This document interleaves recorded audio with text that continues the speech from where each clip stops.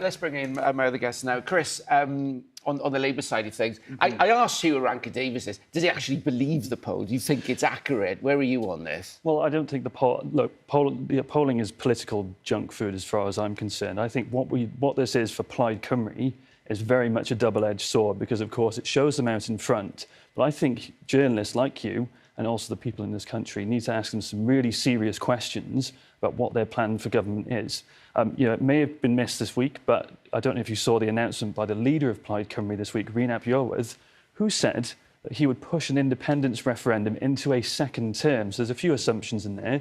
First, he's made an assumption that he's going to win this election on the basis of one poll. But then secondly, he assumes that he's going to win a second term. Now, if there's one thing we can say about Plaid Cymru, it's that... Well, OK. No, if there's one thing that we can say about Plaid Cymru, it is that independence is their raison d'etre.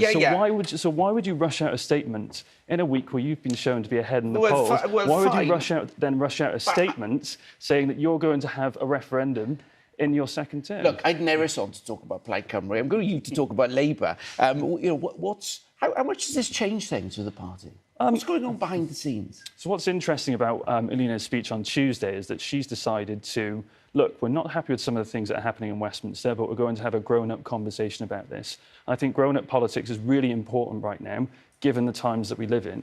And to see Plaid Cymru in particular devolving themselves or degenerating themselves into focusing on student politics in the way that they have by doing things like pushing the referendum into a second term, like closing down English-speaking schools in Gwynedd where they have control of the council. Those are serious questions that they need to answer. Just a quick one before I go to Sean.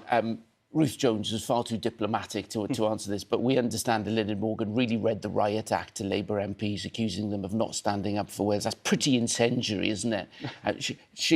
What's your assessment of that relationship? Look, Wales does I think Wales doesn't need an Iron Lady, it needs a lady from Ely. And I really think that what Alina is proving here, that she has got the talent and the leadership to lead this country into the elections next year. I think that if she has decided to read the Riot Act to MPs, I don't know about that. That's her decision, and what she's demonstrating to people now is that she is the person to lead this country into those elections next year.